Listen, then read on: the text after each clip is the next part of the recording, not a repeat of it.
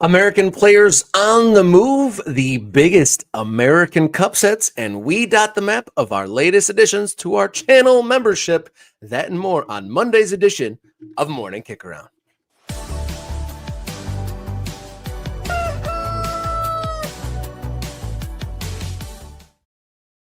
Hello and welcome to the show. You found your way to Morning Kickaround. What happened?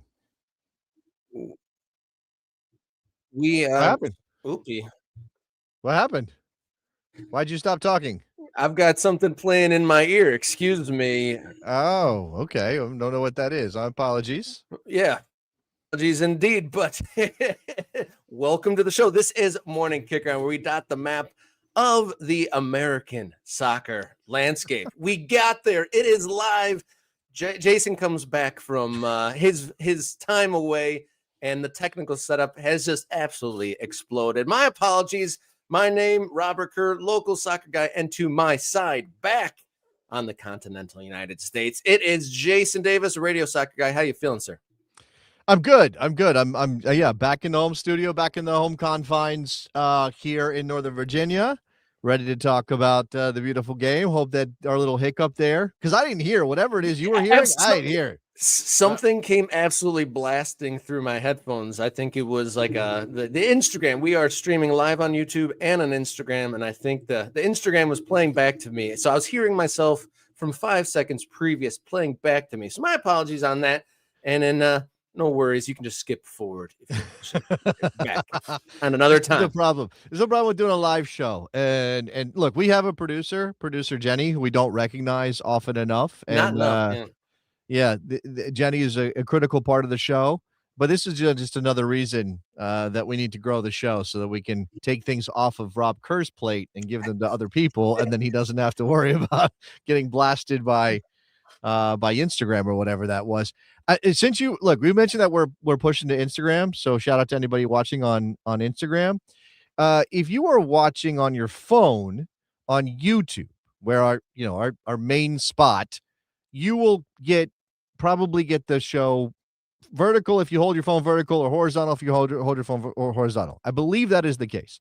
If you go over to the YouTube channel and you want options, you have to pick between the two. I think you get both. Just as a point of housekeeping here, Rob, for anybody who's like, oh, why am I seeing this vertical version? You can go to the channel and select the horizontal version of the show.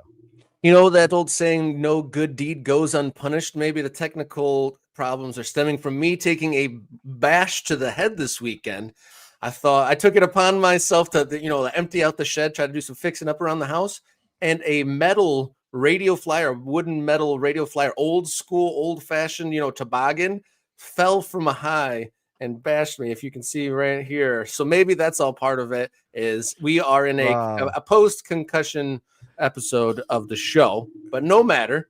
Such a Michigan thing to have happen. Such a Michigan-ass thing to happen to Rob Kerr. My vintage toboggan fell off the shelf and smashed me in the head. Yeah, there's like look, I understand that's probably a very Midwestern thing, not just Michigan, but there's lots of people in this country like, what? You have a toboggan just like on a shelf somewhere and it can fall and hit you in the head? Like, what is that? Yeah, and it's prior misdeeds of not securing it properly came back months later to literally kick me in the head. Yeah, well, okay. Well, that's neither here nor there. Your brain seems to be working okay at this point, so we can move forward on soccer. Yeah, that aside, we got some great topics on the way. We're going to talk about the great American Cupsets of all time on the heels of quite the weekend in the FA Cup across the pond. We are going to talk about some Americans possibly on the move. Josh Sargent, big rumors swirling about him, and some other bits and bobs as well. I do want to shout out our new members that came aboard the Ultras this weekend. Phil Talks Sports and Danny Mendez. Thank you so much for joining the MK Ultras. And at the end of the show, we are going to catch up and dot the map. We haven't done that in a few weeks. And there are some new members that we need to add there. We also want to note that I want to thank all those supporting on Ko-Fi still. We haven't talked about that a great deal, but that's like a separate fundraiser. And I want to shout out to Alan, Eric, Cody, and Ron for their membership over there at Ko-Fi or coffee.com. I want to shout out Zach, who is an ultra, also one of the founders, one of the leaders of Mountains to Sea FC out there in Raleigh, Durham, North Carolina. I don't know, the Triangle, whatever you guys call that place. Raleigh. He's got a club. We love an amateur club. We love a new startup club. We love a jersey. I'm not usually a collar guy, but I'm giving this one a pass. This is a good collar. Shout out to Zach for hooking me up. This is an Olive and York joint for Mountains to Sea FC. Awesome that this was here when I got home. I think it maybe arrived while I was away in Puerto Rico, but I'm glad that it's here, and I will wear it promptly. I promise you, Zach. Forgot that I had it this morning when I was getting ready for the show and some other business afterwards, but trust me, it's here, ready to get used. Was it buried in snow on your doorstep when you got back? Rob, I live in Northern Virginia. Snow is not a regular occurrence. So no, it was not buried in snow. We didn't have snow while I was gone. We had snow before I left on the day of the World Cup draw in DC, which was a rarity. No snow when I got back. Just some wind and it's chilly, but it's not, we're not talking about upper Midwest. This is not Michigan. We don't have toboggans in our sheds, in our garages normally. No. Oh, I underestimated the southernness of your Virginia, sir. My apologies. I live on the rain-snow line, which I may have talked about before. Like, I live on the line, and usually I'm on the bottom. I'm on the below the line, so I get rain and not snow. But it happens. We'll get blizzards every now and then. But like you guys are probably like, oh, 6 inches, whatever. We're like 6 inches, everything shuts down, and then every now and then we get like 2 feet, and the world stops moving. It's like a zombie movie outside because there's just nobody. But yeah, that's where we're at. All right, we're going to get to the show. Support the show how you see fit on ko-fi.com/morning kickaround. And that's where we're kind of doing a fundraiser. We don't push it enough, but that is our live on location fund. And if you'd like to help us out with that fund to help us get out and about without, the corporate sponsorships and whatnot, I mean, obviously that would be nice. But if you are able to support ko-fi.com/morning kickaround, become a member of the show, or just support, by your viewing, telling a friend, spreading the word, it'd be fantastic. We should finally hit that 7K subscriber number today. So if you haven't hit that subscribe button, do so now. Without further ado, let's get to the show. Let's kick our long balls here on Morning Kickaround.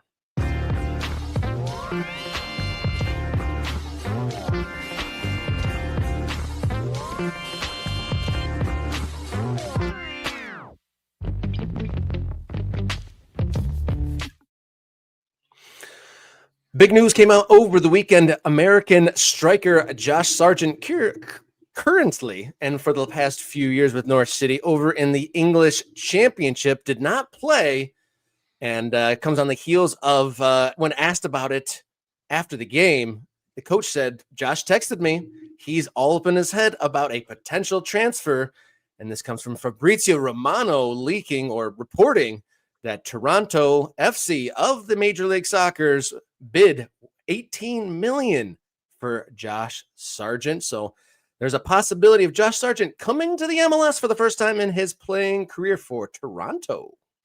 Yeah, this has also been written up by The Athletic yesterday, Sebastian Stafford-Bloor, and I think Tom Bogert was involved, although this does not have the flavor of a Tom Bogert joint, because those of us paying attention to MLS know that, Tommy B's usually got some detail. I don't know if there's something just he doesn't have yet that we're trying to figure out what's going on here. Suspiciously absent from his feed, yes.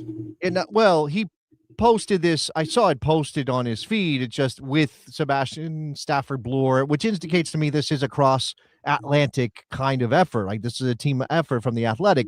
You've got those guys over there covering English football. You got Tom Bogert over here covering American soccer. And what I think is missing here is whether or not this is going to get done and how it works with MLS rules and things like that. But anyway, here's the story. TFC is in discussions to sign Josh Sargent from English Championship team Norwich City. Toronto has made an $18 million bid. It's important to point out that what we're talking about currency wise, that's 13.4 million pounds. Okay. Now that sounds like a lot of money. Other way around. Josh Sargent's been worth more than this. In recent years, he's been worth more than 13.4 million pounds. Now, is he worth that much now? I'll let you decide. Maybe you've been closely watching Norwich City I think things have gone a little dry for him recently. I mean, he was on a run last year where he was scoring every week. Things have gone a little dry for him recently, and Norwich City slid down the table in the English Championship. They are in the relegation zone, number 22 out of 24 on 24 points. Now, they could jump Portsmouth with their next game, which is Wrexham, actually, who is challenging for a promotion playoff spot. Norwich has been they were a yo-yo team for a while, coming back up and down in the Premier League. Josh Sargent was part of that. Obviously, he's not now.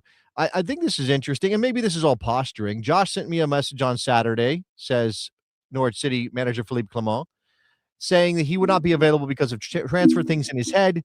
This is obviously not something we want, and it will have consequences. I mean, is that ominous for Josh?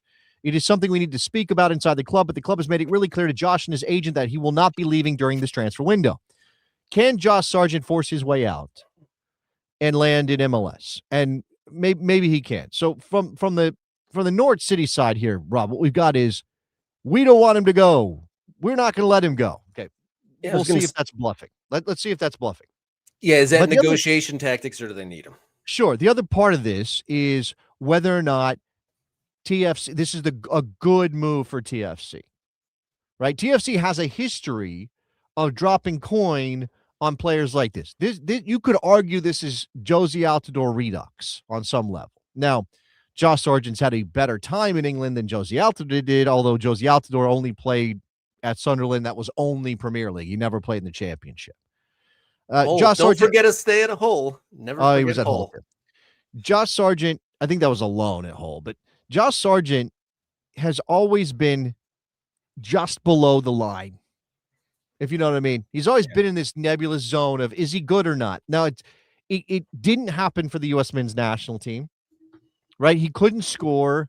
He couldn't score. Even when he was scoring at Norwich, he couldn't score for the U.S. men's national team. I think people have largely written him off as a figure for the U.S. men's national team. Now, maybe Josh hasn't written himself off, and maybe Josh still believes he has a chance of making a World Cup team in 2026, but I think his odds are fairly small. And I see some of our ultras in the chat talking about this because we're talking about the hierarchy of strikers for the U.S. men's national team. Now, I think the consensus largely is that Fowler Balogun is number one on that list. Right. And then it becomes who's number two, who's number three, who's number four.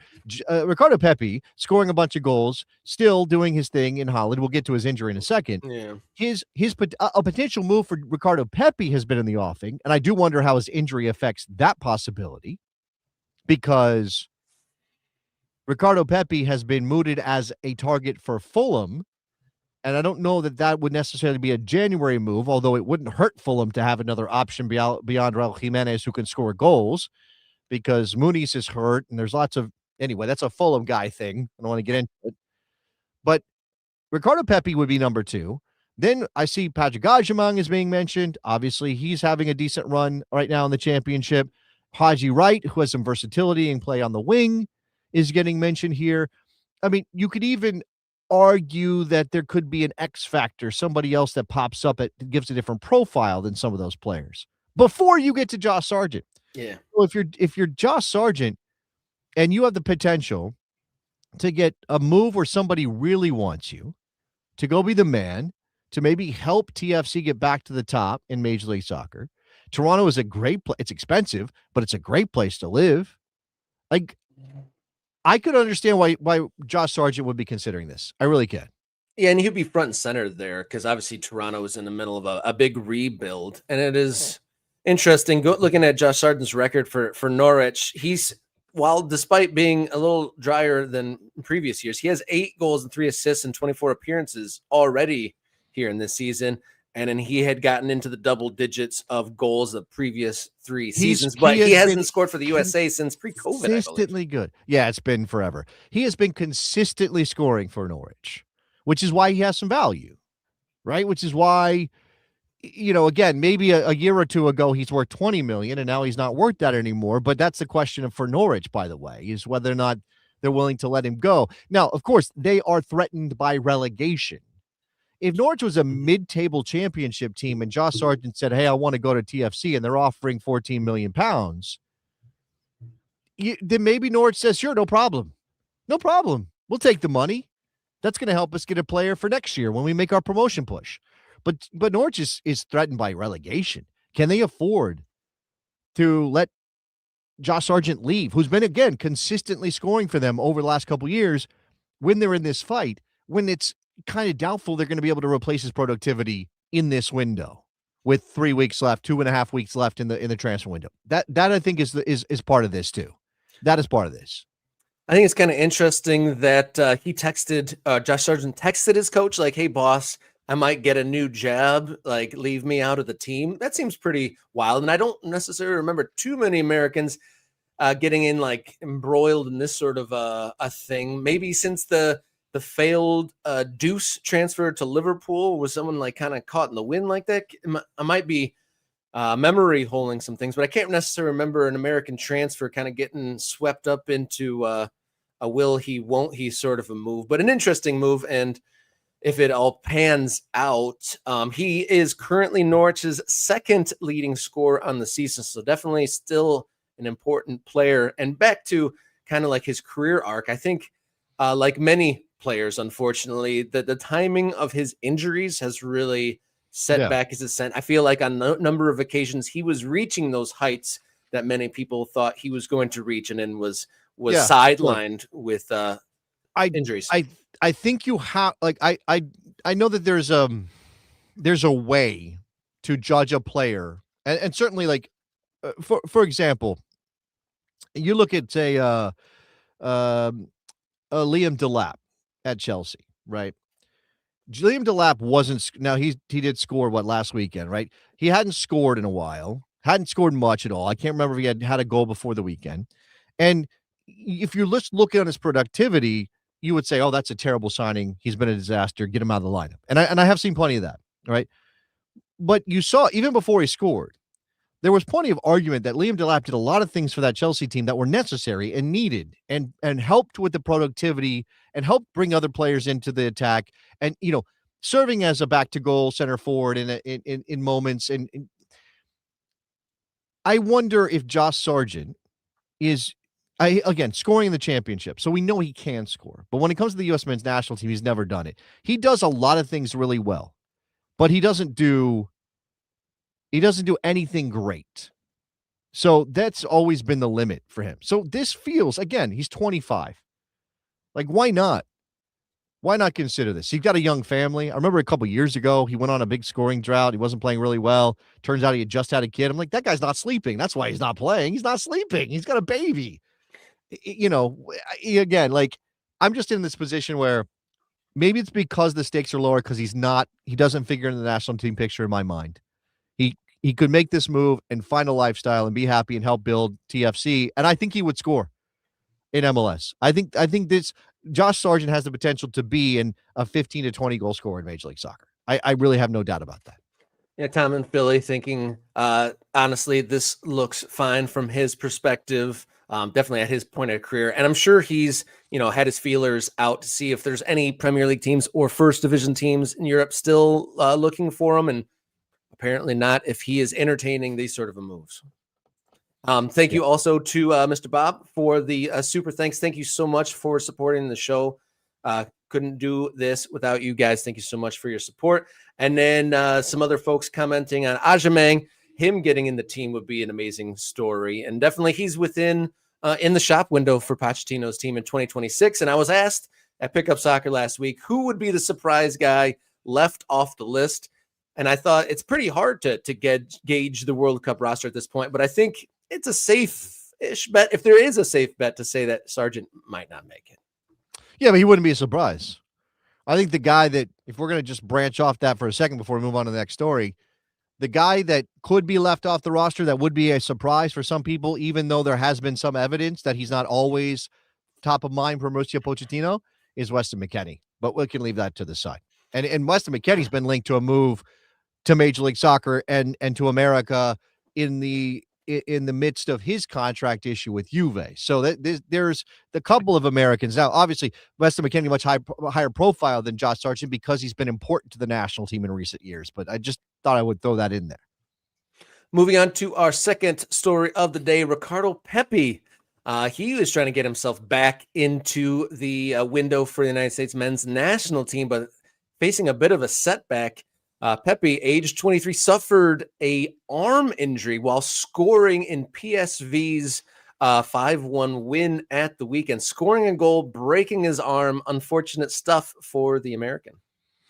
Yeah, I mean, again, significant output for an American player in Europe is not something we should ever take for granted. And Ricardo Pepi has been consistently good for PSV. And I mentioned the possibility of a move, and Fulham being a club that was reportedly interested. It's not new interest. It's actually, I think it's been a year or two since Ricardo Pepi's kind of been linked to a potential move to a club like Fulham. It was a 5-1 win for PSV Eindhoven, who is the class of Dutch football at the moment. He was taken to the hospital, and it looks like he underwent surgery yesterday.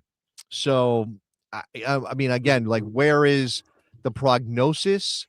AP is reporting 2 months for this injury with this broken arm. Peter Bosch, talking about it didn't look good right away. It's such a moment you would prefer to look the other way. Last January, Ricardo was already out due to a knee injury. Won't last that long now, but unfortunately, we lost him again. Pepe's on a good run, had a strong training camp, and was all the way back. All signs were green for a strong second half of the season, so this is incredibly disappointing. 2 months puts him in March before he's back on the field. That's plenty of time to make the World Cup roster, but it does mean he probably won't make the March window for World Cup warm-ups, which isn't great. I think Pochettino's going to be a little bit frustrated by that turn of events. Yeah, no doubt. And it will be he's in just like Tyler Adams, he's going to be in the race to fitness in the spring. Which is all the reason more for what you said, Rob, that you can't predict the World Cup. We have no idea what the World Cup roster looks like right now. Now, if there's 27 players on the World Cup roster and you named, you gave your 27 right now and I gave my 27 right now, we would probably get 23 of them correct or 22 of them correct, but we would miss on some because of things like this, because of injuries. Now, it's the same thing with Tyler Adams on some level, whereas if you're going to have an injury, have it now. Don't have it 3 months from now. Yeah, I'm curious how much World Cup availability is now in these players' minds. Like, do I want to play in this FA Cup game and like turn an ankle on like a bobbly pitch when, like possibly the biggest tournament in my life is in 6-8 months? I mean, obviously this is the tension between club and country, and it comes up as a regular issue. I definitely think that, players may have it in their heads. And I've heard Eric Winalda talk about this, that it is sometimes in a player's head. But how do you say no to the club that pays you, the club that writes the check, that supports your family, that puts you in the Maserati or whatever it is that you drive? Like, how do you say no to your club when they say, hey, we want you to play, you're playing in this game? You can't do that. I mean, again, Josh Sargent, not for I want to be in the World Cup reasons, but because maybe I want to get a transfer reason, it's going to suffer some consequences probably because of his decision not to play an FA Cup match, like an FA Cup match that Norwich were probably destined to win from the very beginning. So, I don't know that a player should play chicken with their team that way and try to beg off in those situations. Especially since the tide really has kind of turned more towards club than country. World Cup years are different, but clubs have more power in these situations. Yeah, so 2 months out for sure for Pepe, and it's hard to predict exact timelines for injuries. You feel like that month or that March window will be pretty key. Pochettino's been pretty unpredictable with his selections, and not necessarily one camp is indicative of the next, but you think that March 1 will be huge in World Cup preparation. Moving on to our third topic of the morning, MLS coaching.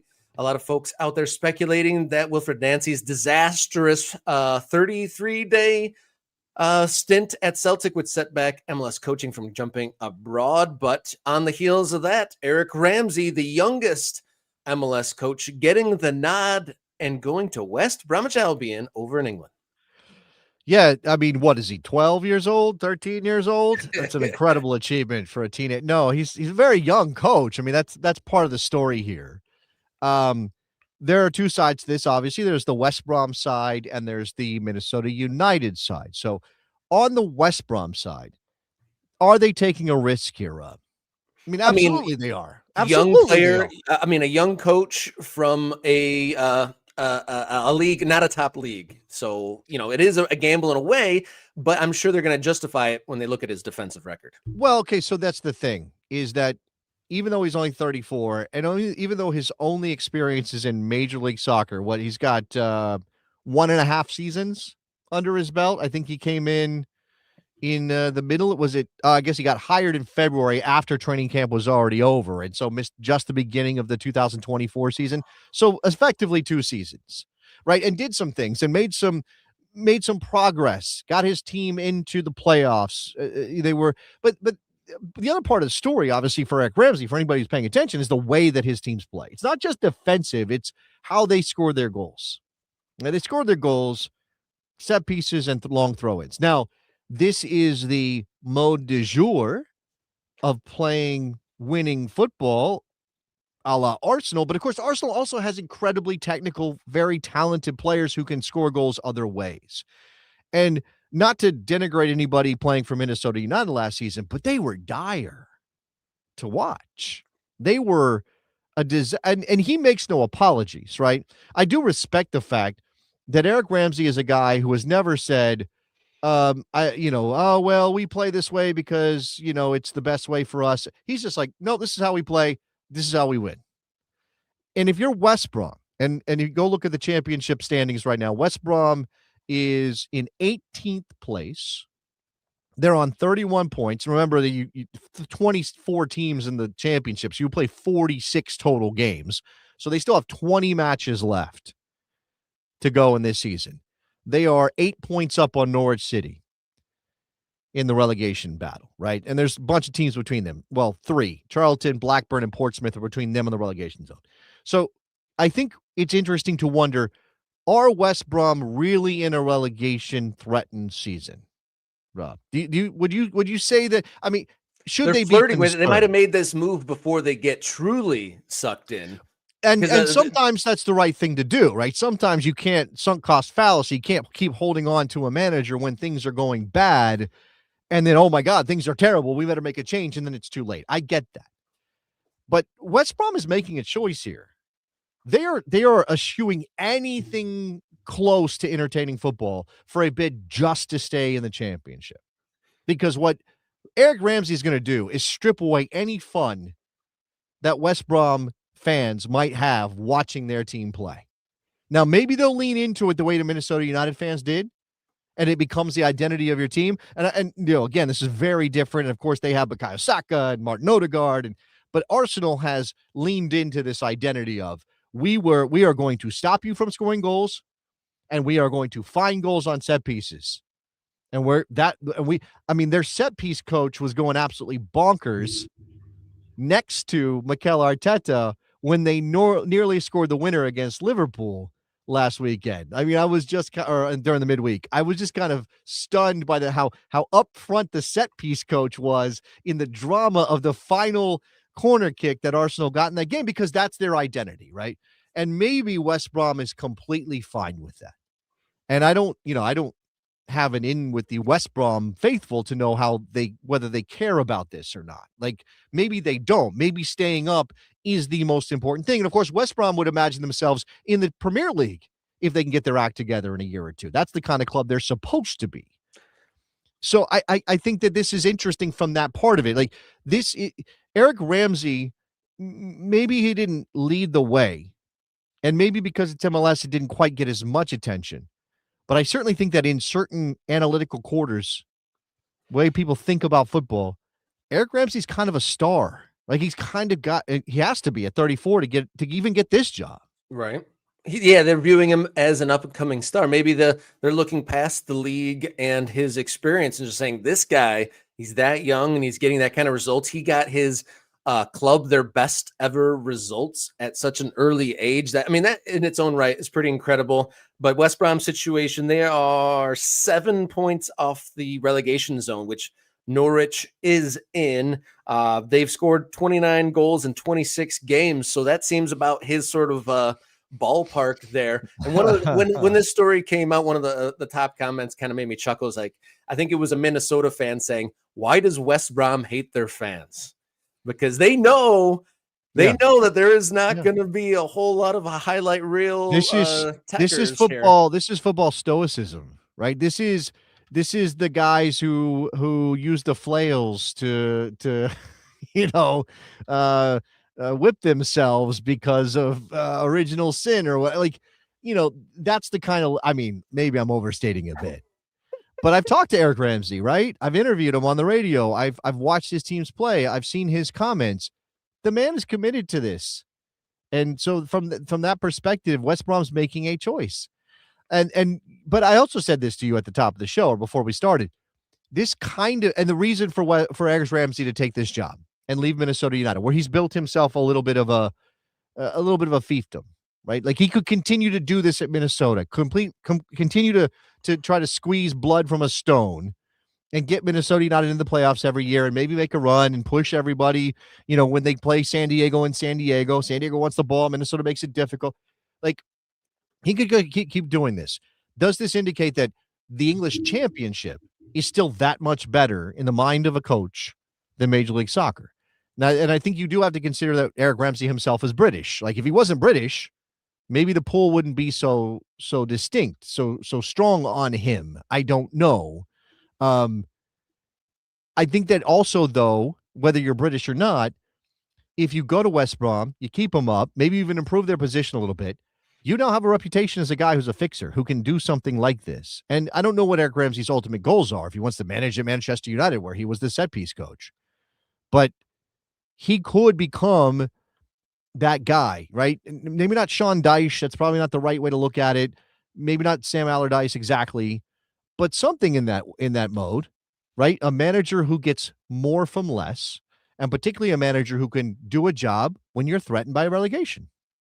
Yeah, and there's a whole skill to that, and lots of coaches have made whole entire careers of that, of not necessarily excelling, but doing well enough to solidify, batten up the hatches, and keep their teams in their leagues.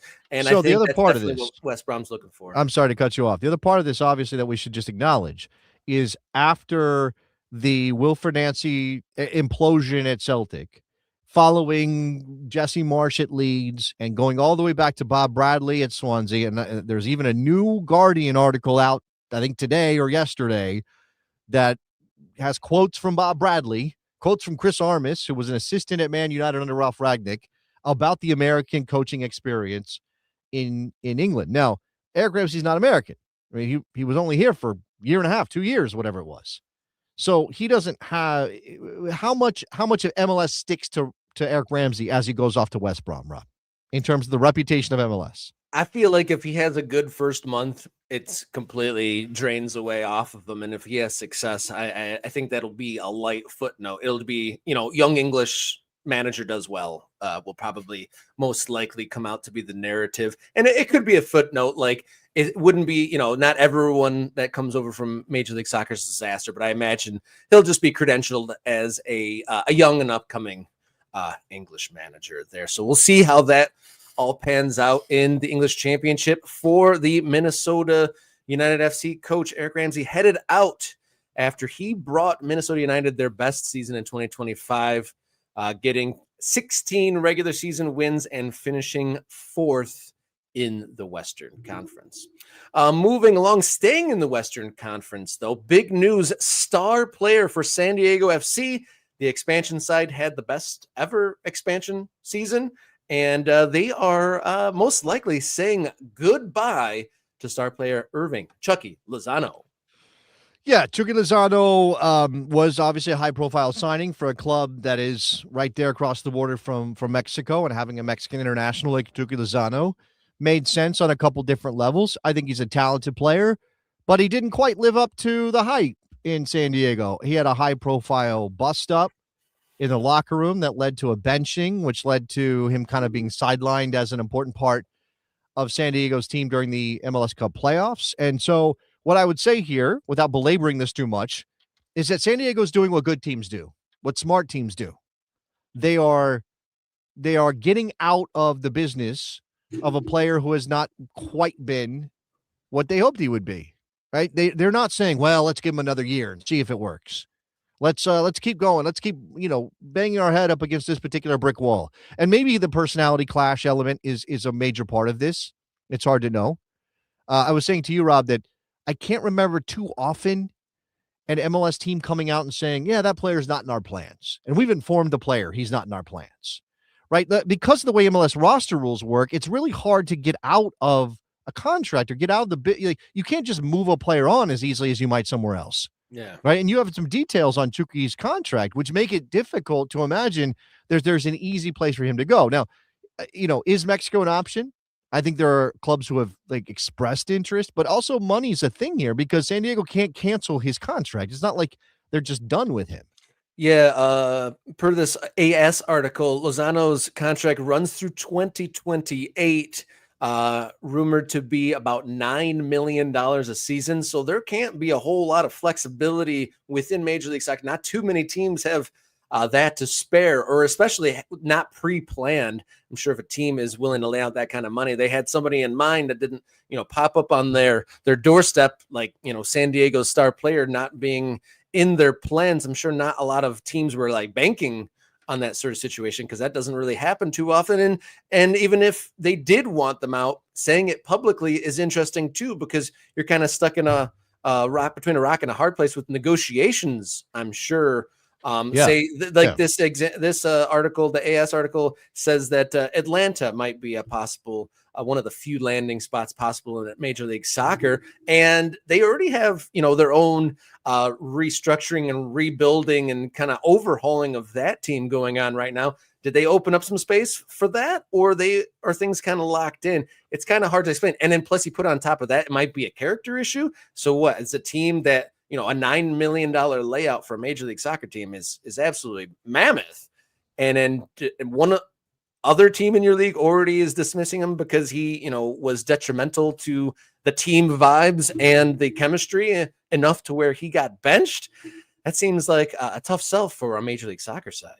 Yeah, and Tata Martino back in Atlanta. Well, that's why I think that's why the connection is being made in this article. Yeah, because he has a previous relationship with Chucky from the Mexican national team.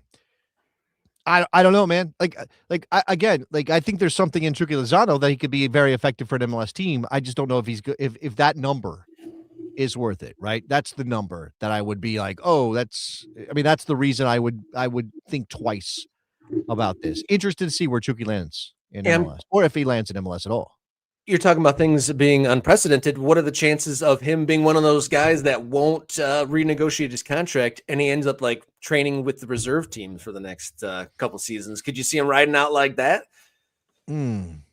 You wouldn't think so, no. But I'm trying to parallel that to overseas, where most of the time a player that's not you don't want anymore, you can send him away and even pay him his contract just to be somewhere else. And I don't know if that sort of mechanism exists in Major League Soccer. And then sometimes when that plays out, when the player doesn't accept to be shipped away because that contract might be lower or doesn't want to move his family, there are examples of players literally being in purgatory, being stuffed in the janitor closet for the next 2 years while they just grind through their contract. Yeah, there's some interesting things happening in MLS this offseason. I mean, it feels like we're turning a bit of a corner. I know it's kind of subtle sometimes, but turning a bit of a corner. And I don't mean that I'm not even putting a value judgment on it, good or bad. I mean, MLS has always been weird with the roster rules and the restrictions on clubs. It's not that those are completely gone. They're still there. But we're in this moment where I think teams are being given an opportunity to maybe work around the rules a little bit. I mean, again, people are upset because Miami is making moves this offseason that don't seem like they could possibly fit. I do think this idea that Tristan Blackman was going to go to Miami has been squashed by Vancouver.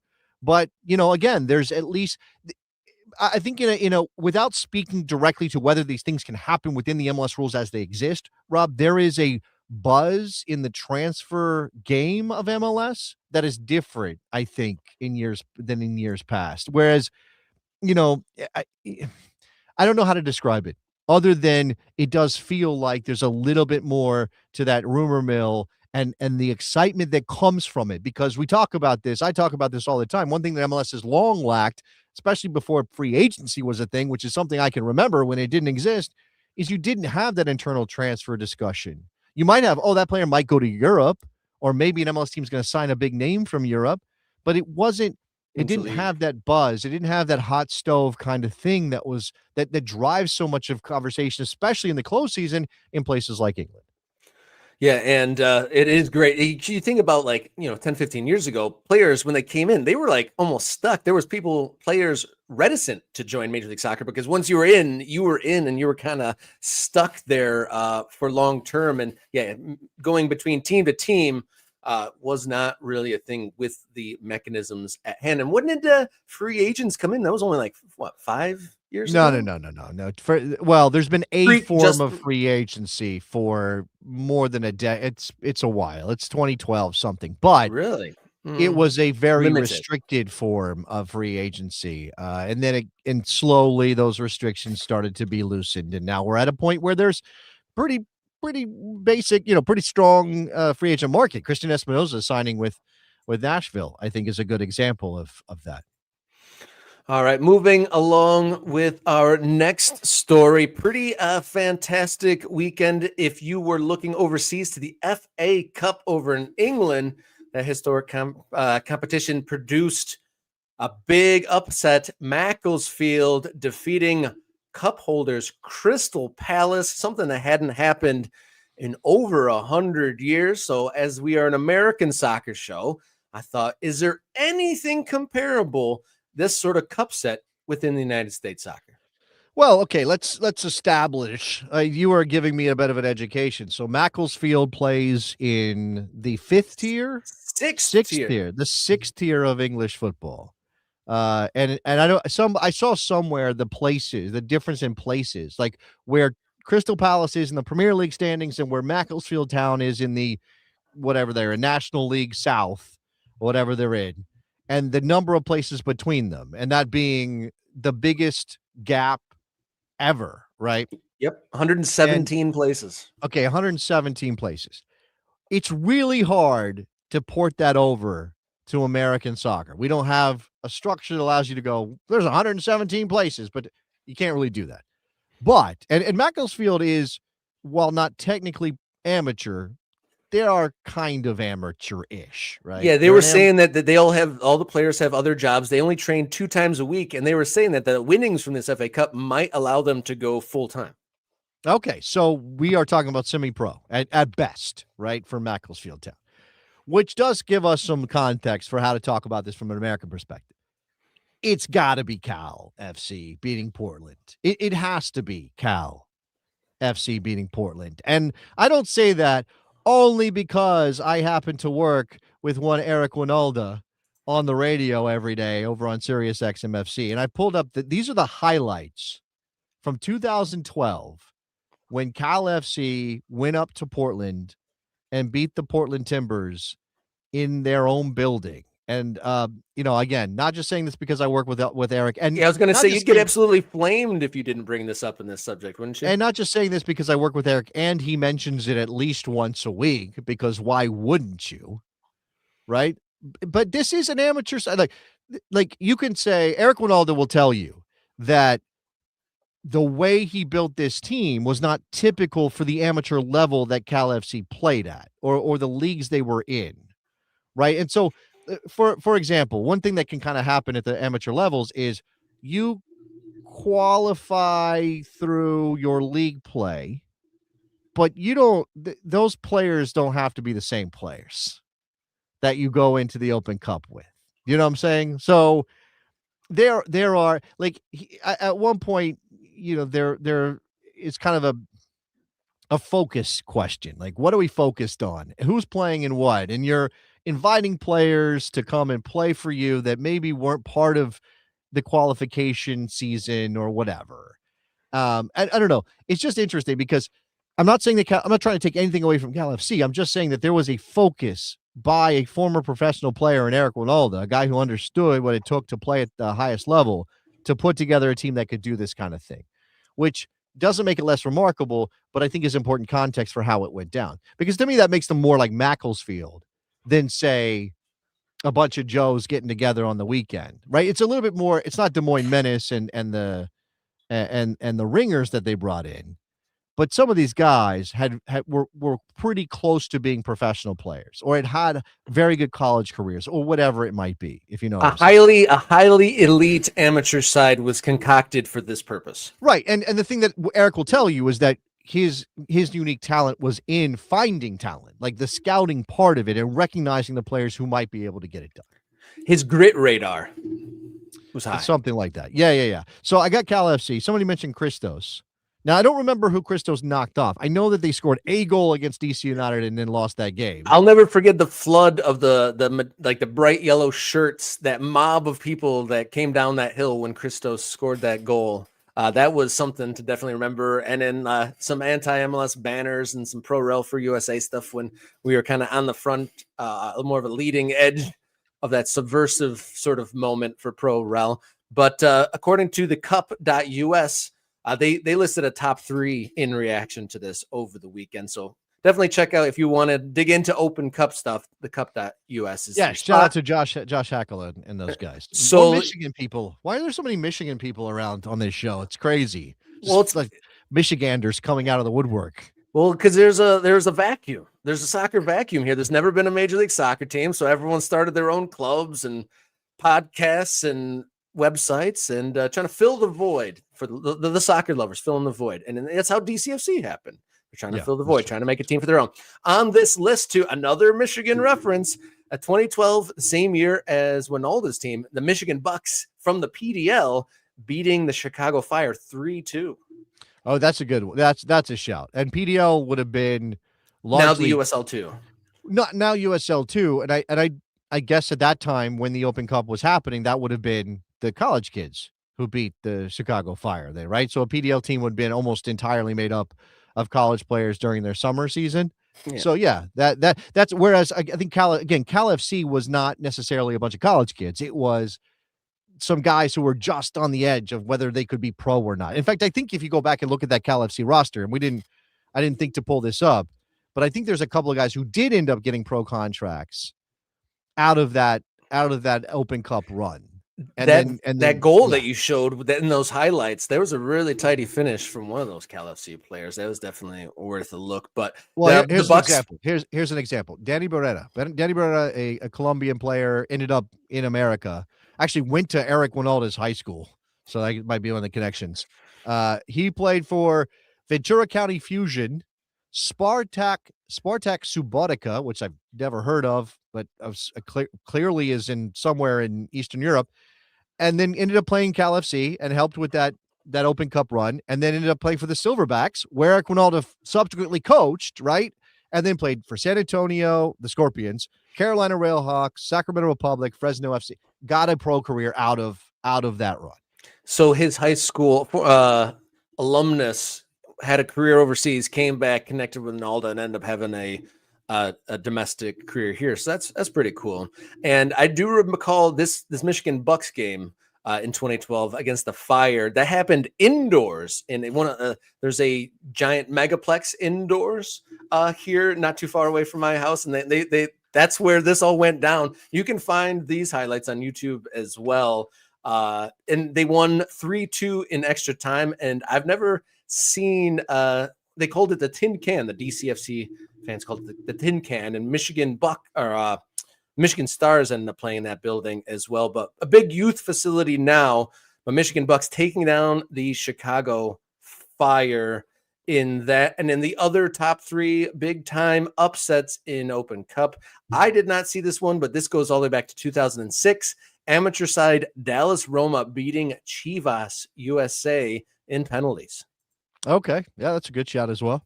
I see that Scred Red wants to also mention the Rhinos winning the whole thing back in 99. Yeah. Correct me if I'm wrong. Pat Onstad was on that team. I remember that because I've talked to him about it before.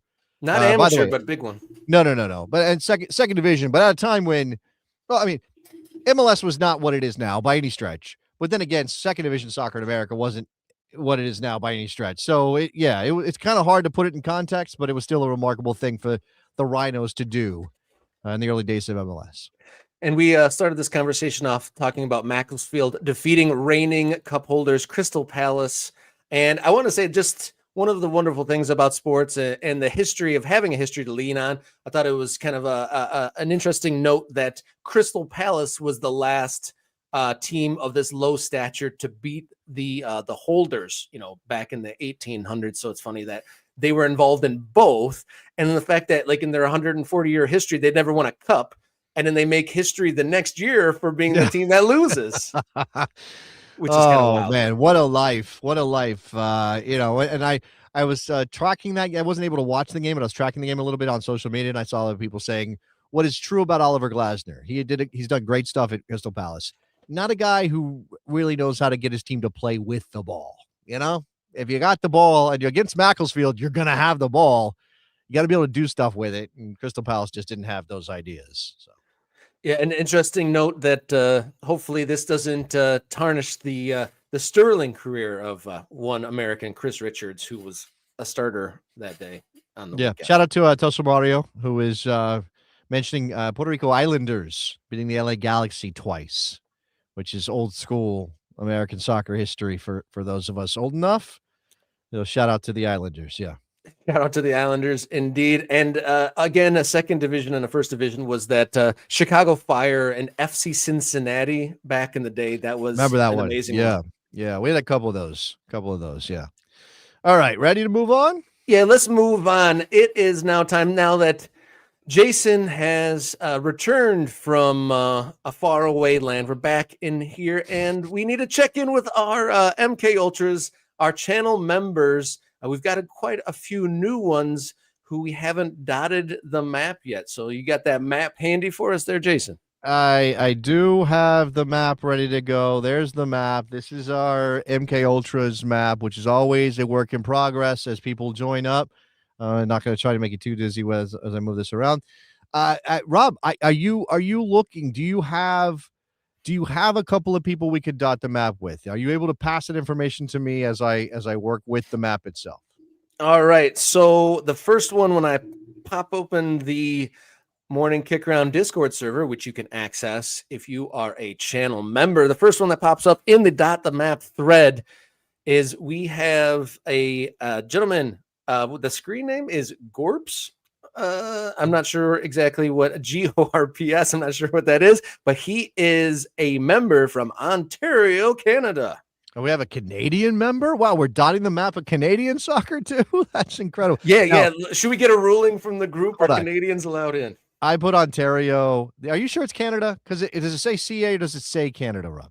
Yep, he says Ontario, Canada in his entry. Okay, he does. All right, so because there's an Ontario, California, which is not very much not Canada. I just want to make sure. Now it says, I think it's specifically okay. It does say Ontario is a big place. I'm kind of concerned about trying to dot the map for Ontario. Like, what is that going to end up doing? Yeah, that's like saying put me in California or something. It's even bigger than that. But much bigger than that. Look, if I put just Ontario, I'm going to zoom in here and see where it landed us. We're at Niagara on the Lake Hospital. What? Is that right? That can't be right. That's really far away.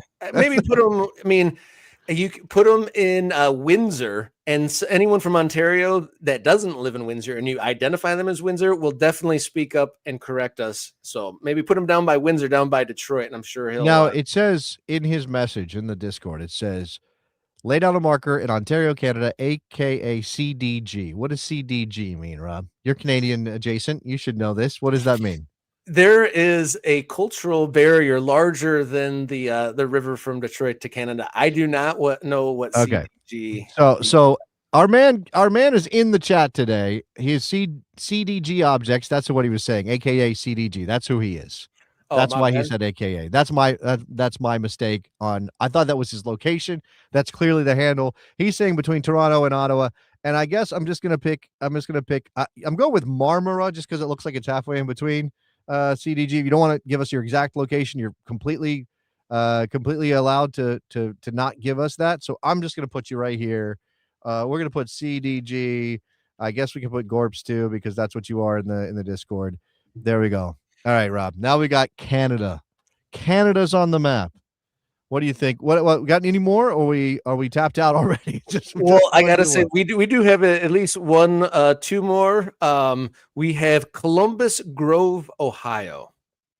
Okay, is that not Columbus, Ohio? That's Columbus Columbus Grove. Grove, Ohio. All right, there it is. I see Columbus Grove. Who is in Columbus Grove that we need to dot the map with? Blaine. Blaine is in. Okay, that's BL. Blaine. You got it. Blaine. All right. Blaine is in Columbus. We have a little bit of Ohio representation. Oh, Columbus Grove is not near Columbus. Okay, it's up there. It's up there. I guess this is what's the biggest town in that area of I guess Bowling Green, Toledo. Toledo is to the north. It's not too far from Fort Wayne, so I imagine you'll get out to some Fort Wayne games there. Yeah, shout out to Ryan and the Fort Wayne contingent that tune in to the show. But yeah, another one we got here. Do we have Covington, Kentucky on the I map? believe we do. I believe that one is covered, but I will pull it up anyway. I believe Covington. Maybe not. Maybe. Oh, maybe not. Maybe I don't have anybody in Covington. Okay, who's in Covington, Kentucky? Covington, Kentucky is the home of Bromansky. Bromansky, spell that for me, please. Is it an I or a Y situation? BR0 Oh, MANSKY. SKY. Okay, not an I, a Y. All right, Correct. that's essentially we're talking about Cincinnati then, just across the river from Cincinnati, Ohio. So Covington, Kentucky. All right, that's good. I can't believe we didn't have anybody in Cincinnati to this point. Or we got some Dayton. We got let's see, who's this in Dayton? Tons of Fun is in Dayton. We got Jason Hoover in Ohio as well. Shout out to Jason Hoover. Muncie, Spencer's in Muncie. That's Indiana. That's not Ohio, obviously. And then obviously we just added Blaine up north in Ohio. Okay, Midwest represent. Represent, y'all. Represent. Do we have a dot already in Grafton, Massachusetts? Grafton. Is that how you spell it? Grafton, Massachusetts. There we go. Let's see. I don't see a dot in Grafton, Massachusetts, near Worcester. Go ahead. Worcester. Who's that? Which Worcester? That is for Penzoni. PENZONI. ZONI. Like that. Okay, got it. Penzoni in Grafton, Mass. All right. What about? Well, that's good. That's good. And then as we work our way through this, reminds me that I think we need an admin on here because the dot the map has encouraged a lot of conversation, which has complicated the matter here of getting the specific town names. But as I scan through here, I don't know what you're saying. What are you saying? I was going to say we might need someone to help us clear out the dot the map thread because people just started talking, and so finding the actual locations has become a little bit unwieldy. A little bit. Okay. I love the conversation. Lots of conversation in the morning Kickaround Discord. I'm gonna take care of our man North Mississippi Soccer, who would like to be known as Brad. So Brad. You're gonna be Brad, and you're gonna be Brad / or dash North Mississippi Soccer, just so we have we're covering all your bases. So Brad wanted an update on his dot. You're allowed to do that too, right? Obviously, you are involved in the show. You're an ultra. You support the program. If you're dotted on the map and you want to update your dot, maybe your move, or maybe you just want to change your name or whatever. I mean, at some point I'll figure out how to put flags or something on this. I don't know. Club badges. We'll do something like that. Anyway, colors. I can change color schemes. I haven't really thought about that. Maybe you want a color. Yeah, we can definitely get granular and add the details over time. Beat Squad in the comments. Yes, the dots on the map here are definitely for MK Ultras. So if you're able to become a member. The other thing that we definitely need to do is putting club affiliation into these, and I'm not doing all of that now live because I feel like that would be a bit of a slog. But we will throw some club affiliations on here if you so choose. If you want to add your club to your handle or to your description or whatever that is. And I think we do have the link in the channel on the Discord for everybody to look at the map. Obviously, we don't want everybody editing the map themselves, but you can take a look at the map. I think it's publicly shared. So, MK Ultras, it says it right there where all the coolest soccer fans live. The map does not lie, Rob. Yeah, we need that the Plains states and that upper Midwest or there's a whole lot of no dots in the Montanas. I mean, granted, population's lower there. I still can't believe there's no Denver. There's no Denver, but I'm saying Denver. I mean, come on. Look at this. Look at this whole region right here. Utah. I mean, we got Vegas represented, but from Northern California, we got a couple of people in Northern California, obviously down here in San Jose too, all the way across those Rocky Mountain states, all across the West, basically nothing. Basically nothing. I think we technically have somebody in Kansas, so that's good. That's represented. We don't have Nebraska because our guy Todd lives on the other side of the border from Omaha. So he lives in Iowa. He doesn't live in Nebraska, which means we got to get Nebraska on the list. I see Oklahoma. Our man Tulsa Mario is out there in Tulsa. We got Justin in Oklahoma as well. I think is that just the two? All right. Texas. Texas. I thought we had some Texas folks. Did we? Wait. Am I missing something? Did we not? I'm gonna search. I'm gonna search the channel and see if we can find any Texas. No Texas. That seems like a failure on our part, I guess. I don't know, man. And speaking of failures, I think I need to fire up my my Chicago people. There isn't nearly enough dots in Chicago because I got a lot of friends and family out there, and it's sparsely populated. I think we only have like one dot out there, so I'm gonna have to stoke the flames in my Chicago folks. But thank you everyone for sending that in, and then definitely send us a message. I see the some people entering some messages, new ones in the thread. We got a message from Ken asking us to add a dot in Prestonburg, Kentucky. Prestonburg, Kentucky. Prestonburg. And he is a Lexington supporter. Okay. Well, then we will put Ken Lexington. Is it Lexington FC? Is that what it is? SC. They're an SC. We need consistency in this country. Can't keep track. Lexington SC, Prestonburg, Kentucky. Shout out to Ken. So that means we have a couple in Kentucky now, right? We're actually like per capita, I think we're doing okay in Kentucky, considering we now have Ken there in Prestonburg. We've got John Hunt in Rockcastle County, Kentucky as well. So yeah, I mean, and I think what did I say? We got Bromansky now in Covington. So we got 3 in Kentucky and 0 in Texas. Kentucky is killing it. Kentucky is killing it.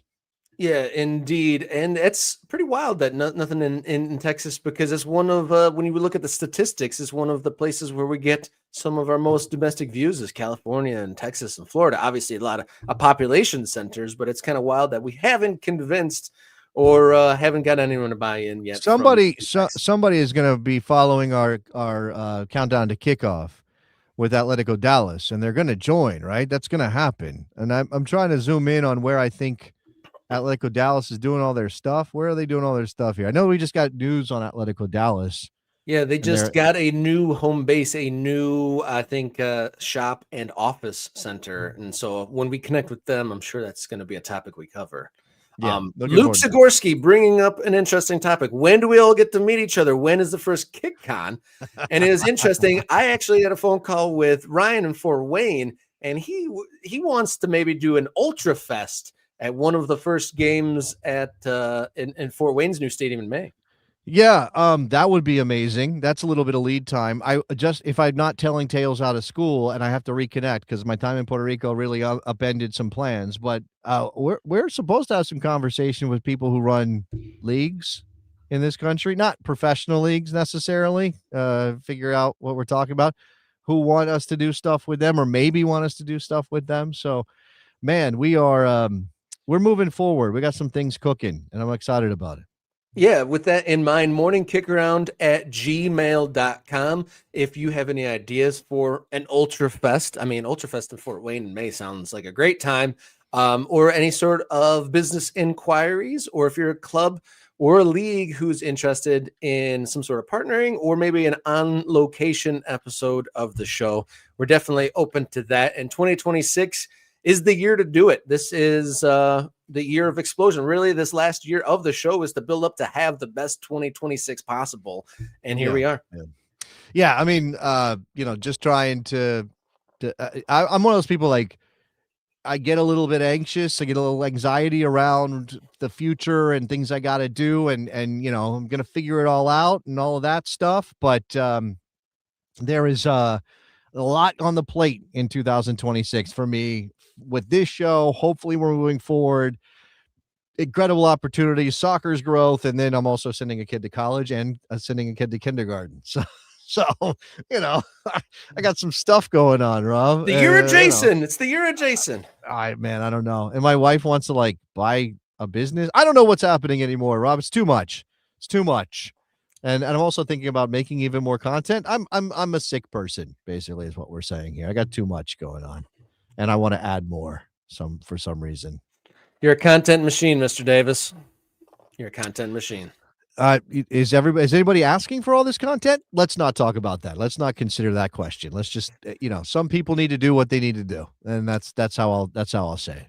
It's great to have you back on the continental United States, and great to have you back on board and get the show back to its regular-ish format and schedule. And thank you. I'm glad we got to reconnect with the Ultras as well, get some more dots on the map and kind of work our way through that. And thank you to Mr. Bob for giving us a donation today.